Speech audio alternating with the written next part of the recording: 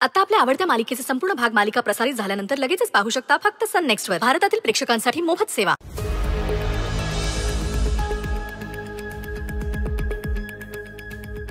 काय रे? नाही काय नाही. अरे कुणाचा कॉल आहे?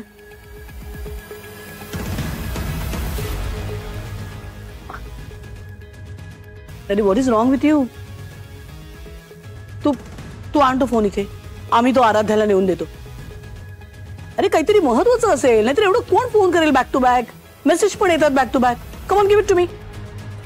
आम्ही तिला देतो. अरे काहीतरी इम्पॉर्टंट असू शकतं ना.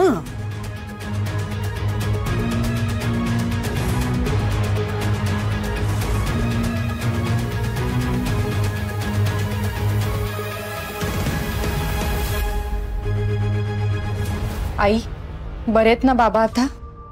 हो ते बरेत, आवरतायत. आई तुम्ही दोघांनी हर्ट केलं ग मला.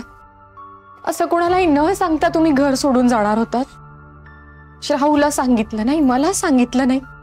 खरंच गेला असतात तर आमचं काय होईल याचा तरी विचार करायचा ना. अरू अगं खरंच चुकलं आमचं, पण आम्ही तरी काय करणार होतो मला सांग. ते यशोधराबाई सारख्या घालून पाडून बोलतात, अपमान करतात. त्यांनी इथे राहणं अशक्य केलंय आमचं. आई मला कळत नाहीये का, पण प्लीज मला थोडा वेळ दे. आत्ता थोडा वेळ लागतोय कारण आपल्याला हवी तशी जागा मिळत नाही, हवा तसा फ्लॅट मिळत नाहीये. एकदा की मिळाला ना की तुम्ही इथून शिफ्ट व्हा, मग एक क्षणही इथे थांबू नका. अरुबा असं काही नाहीये अगं. पण आई मला कळतंय, सगळं कळतंय. मलाही सतत हीच भीती वाटत असते की तुम्ही इथे असाल आणि त्या बाईने काही केलं तर. पण आता जरा थांब आणि परत असं काही करू नकोस प्लीज. नाही ग बाळा, नाही करणार. पण ऐक ना अरू, मी ना काल माझ्या मैत्रिणीशी बोलत होते. ती तळेगावला राहते. ती म्हणाली आम्ही जर तिथे जाऊन जरा शोधाशोध केली ना तर आम्हाला एक छोटासा फ्लॅट नक्की भाड्याने मिळेल ग. त्यामुळे आम्ही विचार करतो. आई काही काय? अगं तळेगाव किती लांब आहे तुला माहिती आहे ना. आणि उद्या उठून काही लागलं सवरलं तर आम्ही तुमच्या जवळ पाहिजे ना, म्हणजे आपल्याला जाता येता येईल. आई प्लीज मला थोडा वेळ दे. मी माझ्या ऑफिसच्या जवळपास एखादा चांगला फ्लॅट बघतेय. 2 दिवस थांबशील ना प्लीज? हो अरू, नक्की नक्की बाळा. तू आता जास्त विचार करू नकोस. तुमच्या दोघांसाठी मी नाश्ता पाठवते. बाबांची पण औषधांची वेळ झाली, त्यांना औषधं दे. आणि आज मी घरी नाही, ऑफिसला जाणार आहे. दुपारी फोन करते. बरं. काही लागलं तर सांग.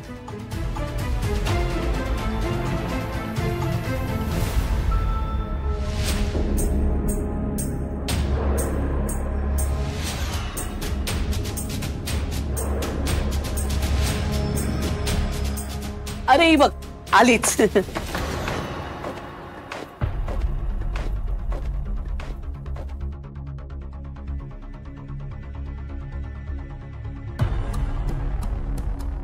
तर जरा नाश्ता करा सगळ्यांनी. कमान. नम्रता अगं चहाचं काय?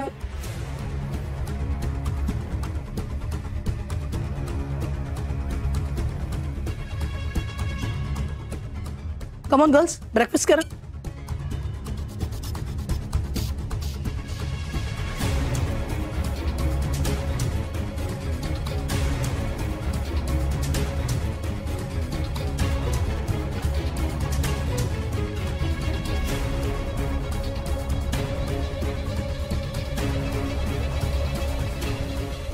काय झालं तुला? हा नाश्ता नकोय का? तुझ्यासाठी दुसरं काय बनवू का? भूक नाहीये मला. श्रेयस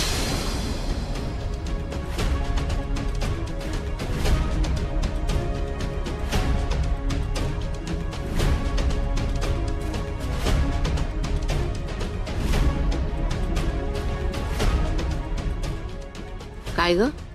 काय झालं त्याचं? आजी ऑफिसमध्ये जे काही घडलं त्यामुळे तो माझ्यावर अजूनही रागावलाय. त्याचा राग गेला नाहीये. ऑफकोर्स रागावलाच येतो. म्हणजे काय भांडण वगैरे केलं की काय? भांडण असं नाही आजी, पण सांगितलं ना आम्ही. चिडलाय तो तिच्यावर. असू दे ग, संसारात कमी जास्त हे होणारच, पण दोघांनी ताणून धरायचं नाही. हं? हो आजी, तुमचं म्हणणं कळतंय मला, पण मी अगं लग्न झाल्यावर नवरा बायकोंमध्ये असतं असं भांडण,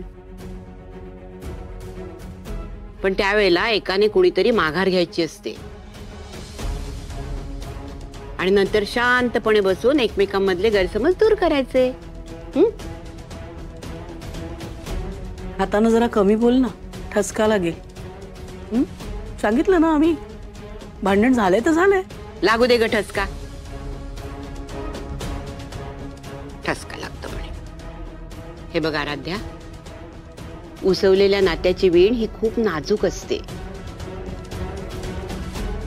सुईसारखी टोचली ना तरी मायेच्या धाग्याने ती बांधून ठेवायची असते. हं? मी काय म्हणते ते कळलं ना तुला बाळा? हो हो आजी.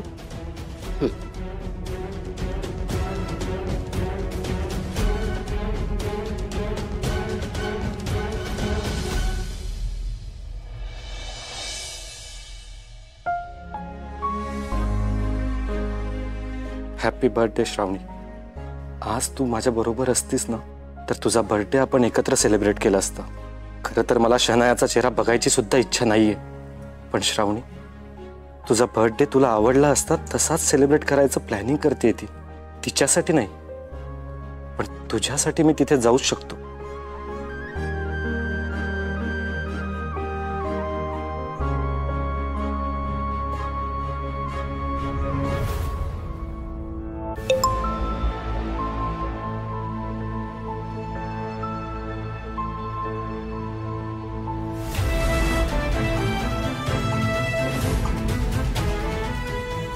श्रावणी, आज जर तू माझ्या बरोबर नसलीस ना तरी तुझ्या आठवणी माझ्या मनात कायम आहेत.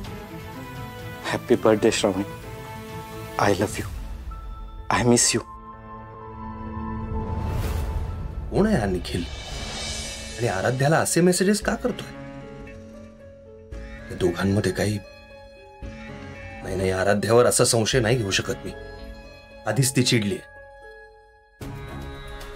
तिला एवढं चिडायला झालंय काय? मी काही एवढा रिॲक्ट झालोच नव्हतो ऑफिसमध्ये की तिला एवढं हर्ट झालं. आणि आता हे असे मेसेजेस. काय करू? जाऊन सरळ विचारू का तिला की हे सगळं काय चाललंय म्हणून? पण कसं विचारू? ती काहीच बोलत नाहीये. आणि तसंही माझा संशय खोटा ठरला.